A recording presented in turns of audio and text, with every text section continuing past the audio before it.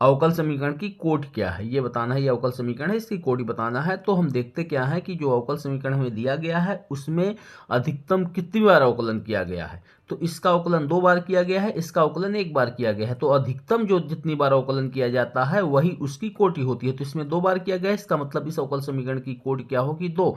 लेकिन अगर इसी की घात की बात किया जाता तो हम क्या देख करते हैं कि जो अधिकतम बार अवकलन किया जाता है उसकी घात देखते हैं। जैसे अगर इसकी बात करें तो इसकी घात कुछ नहीं है, इसकी घात 1 है और इसकी घात 3 है। तो इसमें इसकी अगर घात की बात करेंगे तो घात इसकी 1 होगी, क्योंकि अवकलन इसमें 2 बार इसका किया गया है, इसका 1 बार किया गया है। तो जो अधिकतम बार किया जाता है उसकी घात देखते हैं, तो इसकी घात कितनी हो जाएगी, 1।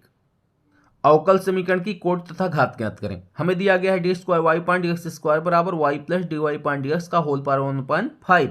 तो अगर घात इसकी बताना है तो सबसे पहली बात तो इसकी पावर 1 भिन्नात्मक है, इस भिन्न को हटाना है। भिन्न को हटाने के लिए जो जितना इसमें 5 का दोनों तरफ गुणा कर देंगे, घात में दोनों तरफ 5 का गुणा करेंगे। तो घात में 5 का गुणा करेंगे तो इसकी पावर 5 और इसमें 5 करेंगे तो 5 से 5 कैंसिल और इसमें 5 करेंगे तो 5 से 5 कैंसिल हो जाएगा। यानी ये जो समीकरण हमारा है ये समीकरण ऐसे बन जाएगा। इसे सॉल्व करके इस तरीके का बना लेंगे। यानी ये बनेगा क्या, D square Y point D X square की power 5 minus D Y point D X minus Y बराबर 0। अब हमें इसकी घात बताना है तो हमें देखना क्या होता है कि इसका अधिकतम कितनी बार अवकलन किया गया है। तो इसमें देखेंगे इसका अवकलन 2 बार किया गया है, इसका और इस स्टेप का अवकलन 2 बार एक बार किया गया है। तो जो अधिकतम बार अवकलन किया जाता है वही उस अवकल समीकरण की कोटि होती है, यानी इसकी कोटि 2 हो जाएगी।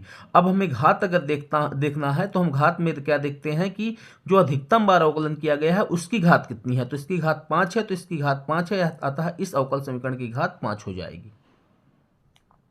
अवकल समीकरण की कोटि तथा घात ज्ञात करें। हमें अवकल समीकरण दिया गया है D cube Y point D X cube minus 2 D square Y point D X square की पावर 2 प्लस वाई बराबर 0। तो अगर हमें इसकी कोटि और घात बताना है तो हम सबसे पहली बात देखते हैं कि इसका अवकलन किया कितनी बार गया है। तो इसका अवकलन किया गया है 3 बार और इसका अवकलन किया गया है 2 बार अवकलन किया गया है। तो अवकल समीकरण में अधिकतम जितनी बार अवकलन किया जाता है वही उसकी कोटि होती है। तो ये 3 बार, मैक्सिमम 3 बार किया गया, इसका मतलब इसकी कोटि 3 होगी। अब अगर घात की बात करें तो अधिकतम कोटि का जो अवकल गुणांक होगा उसकी पावर देखेंगे। तो इसकी पावर कुछ नहीं लिखा है तो इसका मतलब इसकी पावर 1 है और इसमें पावर 2 है।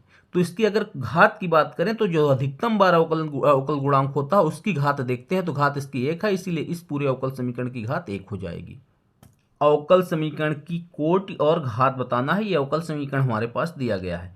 तो यहाँ पर देखेंगे कि अधिकतम कितनी बार अवकलन किया गया है। तो इसका अवकलन 2 बार किया गया है, इसका अवकलन 1 बार किया गया है। तो जो अधिकतम बार अवकलन किया जाएगा वही उसकी कोटि होगी, यानी इसकी कोटि 2 होगी। और इसकी घात देखेंगे, यानी इसकी पावर कुछ नहीं है तो इसकी पावर 1 है, यहाँ भी पावर 1 है, लेकिन यहाँ भी पावर 1 है, लेकिन इसमें जो अधिकतम बार अवकलन किया जाता है उसकी घात देखते हैं। तो उसकी घात 1 है, अतः इस अवकल समीकरण की घात 1 हो जाएगी। इसी तरीके से अवकल समीकरण में यह दिया गया है, अगर इसके कोटि और घात की बात करें तो इसकी कोटि अधिकतम कितनी बार किया गया है, 2 बार। तो इसकी कोटि तो 2 होगी, लेकिन घात परिभाषित नहीं होगी। ये परिभाषित नहीं होगी। परिभाषित क्यों नहीं होगी, क्योंकि यहाँ पे जब भी साइन में कोण के फॉर्म में D Y point D X रहेगा तो वहां पर अवकल समीकरण की कोटि घात परिभाषित नहीं होती है।